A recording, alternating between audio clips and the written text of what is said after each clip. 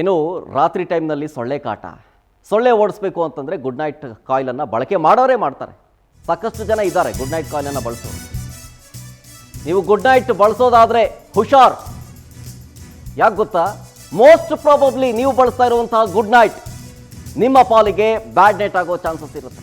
ಯಾಕಂದರೆ ಈ ಸೊಳ್ಳೆ ಕಾಯಿಲಿಂದ ಸೊಳ್ಳೆ ಸಾಯಲ್ಲ, ನಿಮ್ಮ ಜೀವಕ್ಕೆ ಕುತ್ತು ಬರುತ್ತೆ. ಬೆಂಗಳೂರಿನಲ್ಲಿ ನಕಲಿ ಗುಡ್ ನೈಟ್ ತಯಾರಕರ ಹಾವಳಿ ಸಿಕ್ಕಾಪಟ್ಟೆ ಜೋರಾಗಿದೆ. ಬೆಂಗಳೂರಲ್ಲಿ ನಕಲಿ ಗುಡ್ ನೈಟ್ ಕಾಯಿಲ್ಗಳು ನಕಲಿ ಬರ್ತಾ ಇದ್ದಾವೆ. ಒಂದಲ್ಲ ಎರಡಲ್ಲ 3 ಕೋಟಿ ರೂಪಾಯಿ ವೆಚ್ಚದ್ದು, 3 ಕೋಟಿ ರೂಪಾಯಿ ಮೌಲ್ಯದ್ದು ಆ ಗುಡ್ ನೈಟ್ಗಳನ್ನೆಲ್ಲವನ್ನು ಕೂಡ ಜಪ್ತಿ ಮಾಡಲಾಗಿದೆ. ಬೆಂಗಳೂರಿನಲ್ಲಿ ತಯಾರಿಸಿ ಬೇರೆಲ್ಲ ಕಡೆ ಮಾರಾಟ ಮಾಡ್ತಾ ಇದ್ರು ಇವರು. ಉತ್ತರ ಕರ್ನಾಟಕದಾದ್ಯಂತ ಗುಡ್ ನೈಟ್ ಸಪ್ಲೈ ಮಾಡಿರೋದು. ಮಾದನಾಯಕನಹಳ್ಳಿ ಬಳಿಯ ಅಡ್ಡೆ ಮೇಲೆ ರೇಡ್ ಮಾಡಲಾಗಿದೆ. ಮಾದನಾಯಕನಹಳ್ಳಿ ಠಾಣೆಯಲ್ಲಿ FIR ಕೂಡ ದಾಖಲಾಗಿದೆ. ಈ ಸಂಬಂಧ ಒಂದು ವಿಡಿಯೋ ಸಾಕ್ಷಿ ಇದೆ ನೋಡಿ.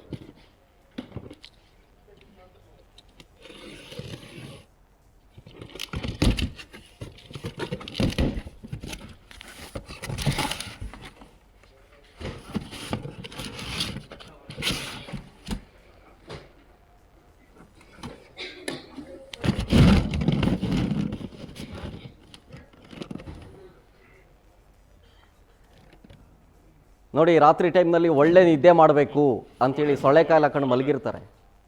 ಆದರೆ ಆ ಸೊಳ್ಳೆಕಾಯಿಲಿಂದ ಸೊಳ್ಳೆ ಸಾಯೋದಿಲ್ಲ, ನಿಮ್ಮ ಜೀವಕ್ಕೆ ಕುತ್ತು ತರಬಹುದು. ನೋಡಿ, ಅದಕ್ಕೆ ಸಂಬಂಧಪಟ್ಟಂಥ ಘಟನೆಗೆ ಆಗಿರೋದು. ಗುಜರಾತ್ನಿಂದ ಈ ಟೀಮು ನಕಲಿ ಪದಾರ್ಥಗಳನ್ನು ತರಿಸ್ಕೊಂಡು ಈ ನಕಲಿ ಗುಡ್ ನೈಟ್ ಕಾಯಿಲನ್ನು ಉಪಯೋಗ ಮಾಡ್ತಾಯಿದ್ರು, ರಫ್ತು ಮಾಡ್ತಾಯಿದ್ರು ಬೇರೆ ಬೇರೆ ಕಡೆಗಳೆಲ್ಲವೂ ಕೂಡ.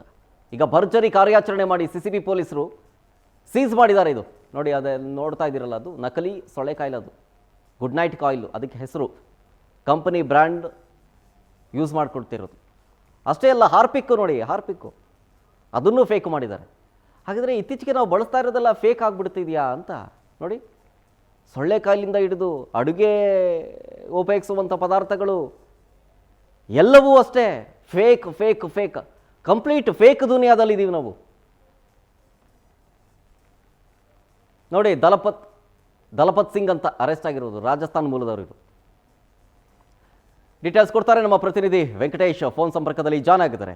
ವೆಂಕಟೇಶ್, ಈಗ ಗುಡ್ ನೈಟ್ ಬಳಸೋರಿಗೆ ಯಾರಿಲ್ಲ ಹೇಳಿ, ಎಲ್ಲರೂ ಬಳಸ್ತೀವಿ, ನಾನು ಬಳಸ್ತೀವಿ, ನೀವು ಬಳಸ್ತೀರಿ. ಈಗ ನಾವು ಬಳಸ್ತಾ ಇರುವಂಥ ಗುಡ್ ನೈಟ್ ಕಾಲು ಈಗ ನಕಲಿನ ಅಂತ ಒಂದು ಪ್ರಶ್ನೆ ಮೂಡ್ತಾ ಇದೆ. ಈ ಜಾಲ ಯಾವಾಗಿಂದ ವರ್ಕ್ ಮಾಡ್ತಾ ಇತ್ತು? ಈಗ ಸೀಸ್ ಹೆಂಗಾಯ್ತಿದು? ಆಪರೇಷನ್ ಹೆಂಗಿತ್ತು? ಶರತ್, ಏನಂತ ಹೇಳಿದ್ರೆ ದಲ್ಪತ್ ಸಿಂಗ್ ಎನ್ನುವಂತಹ ಒಬ್ಬ ವ್ಯಕ್ತಿ ಏನು ಗುಜರಾತ್ ಮೂಲದಿಂದ ಕಚ್ಚಾ ವಸ್ತುಗಳನ್ನ ತರಿಸ್ಕೊಳ್ತಿದ್ದ. ಈ ದಿನನಿತ್ಯ ಬಳಸ್ತಾ ಇದ್ದಂತಹ ಗುಡ್ ನೈಟ್ ಸರ್ಫೆಕ್ಸಲ್ ಆಗಿರ್ಬಹುದು, ಮತ್ತೆ ಈ ವೀಲ್ ಆಗಿರ್ಬೋದು, AL ಟೈಡ್ ಸೇರಿದಂತೆ ದಿನನಿತ್ಯ ಬಳಸುವಂತಹ ವಸ್ತುಗಳನ್ನ ಎಲ್ಲವೂ ಕೂಡ ನಕಲಿ ಮಾಡ್ತಾ ಇದ್ದ. ಈ ನಕಲಿ ಮಾಡಿದಂತಹ ವಸ್ತುಗಳನ್ನ ತಯಾರಿಸಿ ಬೇರೆ ಬೇರೆ ರಾಜ್ಯಗಳಿಗೂ ಕೂಡ ಈತ ಸಪ್ಲೈನ ಮಾಡ್ತಾ ಇದ್ದ. ಹುಬ್ಳಿ ಧಾರವಾಡ ಮೂಲಕವಾಗಿ ಮಹಾರಾಷ್ಟ್ರ, ಗುಜರಾತ್ಗೆ ಈತ ಸಪ್ಲೈ ಮಾಡ್ತಾ ಇದ್ದ. ಏನು ಅಂದಾಜು ಸುಮಾರು 1.75 ಕೋಟಿಯಷ್ಟು ಈ ಒಂದು ನಕಲಿ ಉತ್ಪನ್ನಗಳನ್ನ ಈಗ CCB ಪೊಲೀಸರು ಒಂದು ಅರೆಸ್ಟ್ ಮಾಡ್ಕೊಂಡು ಸೀಸ್ ಮಾಡ್ಕೊಂಡಿರುವಂತದ್ದು. ಮಾದನಾಯಕನಹಳ್ಳಿ ಪೊಲೀಸ್ ಠಾಣಾ ವ್ಯಾಪ್ತಿಯ ಕಾಚೋಹಳ್ಳಿಯಲ್ಲಿರುವಂತಹ ಒಂದು ಗೋಡನ್ ನಲ್ಲಿ ಈತ ವ್ಯವಸ್ಥಿತವಾಗಿ ಎಲ್ಲ ವಸ್ತುಗಳನ್ನ ಸಂಗ್ರಹ ಮಾಡಿ ಆ ಮಾರಾಟವನ್ನ ಮಾಡ್ತಾ ಇದ್ದ. ಈ ಎಲ್ಲ ಲೇಬಲ್ ಗಳನ್ನ ಹಾಕುವುದರ ಮೂಲಕವಾಗಿ ಪ್ಯಾಕ್ ಮಾಡಿ ವ್ಯವಸ್ಥಿತವಾಗಿ ಅದನ್ನ ಎಕ್ಸ್ಪೋರ್ಟ್ ಮಾಡ್ತಾ ಇದ್ರು. ಯಾವ್ದು ಕೂಡ ಡೌಟ್ ಬರ್ತಾ ಇದ್ದಿಲ್ಲ. ಒಂದು ಅನ್ವೇಷಣೆ ಸರ್ಚ್ ಮಾಡಿದಂತ ಸಂದರ್ಭದಲ್ಲಿ ಕೊಟ್ಟ ಖಚಿತ ಮಾಹಿತಿ ಆಧಾರದ ಮೇಲೆ CCB ಅಧಿಕಾರಿಗಳು ದಾಳಿ ಮಾಡ್ತಾರೆ. ಆ ಸಂದರ್ಭದಲ್ಲಿ ಇಷ್ಟು ಮೌಲ್ಯದ ವಸ್ತುಗಳು ಕೂಡ ಸದ್ಯಕ್ಕೆ ಈಗ ಸೀಸ್ ಮಾಡ್ಕೊಂಡಿರುವಂತದ್ದು. ಆರೋಪಿಯನ್ನು ಕೂಡ ವಶಕ್ಕೆ ಪಡೆದು ವಿಚಾರಣೆ ಮಾಡ್ತಾ ಇದ್ದಾರೆ. ಕಾಟನ್ಪೇಟೆಯಲ್ಲಿ ಕೂಡ ಈತ ಒಂದು ಗೋಡನ್ ಅನ್ನು ಇಟ್ಕೊಂಡಿದ್ದು, ಅಲ್ಲಿ ಕೂಡ ಏನು ದಾಳಿ ಮಾಡಿದಂತ ಸಂದರ್ಭದಲ್ಲಿ ಸಾಕಷ್ಟು ವಸ್ತುಗಳು ಕೂಡ ಸಿಕ್ಕಿರುವಂತದ್ದು. ಸದ್ಯ ಘಟನೆಗೆ ಸಂಬಂಧಪಟ್ಟಂತೆ ಈಗ ಇಲ್ಲಿ CCB ಅಧಿಕಾರಿಗಳು ಹಾಗೂ ಮಾದನಾಯಕನಹಳ್ಳಿಯಲ್ಲಿ ಕೂಡ ಒಂದು FIR ದಾಖಲಾಗಿದ್ದು ತನಿಖೆಯನ್ನು ಕೂಡ ಮುಂದುವರಿಸ್ತಾ ಇದ್ದಾರೆ. Okay, thank you Venkatesh ಡೀಟೇಲ್ಸ್ಗಾಗಿ.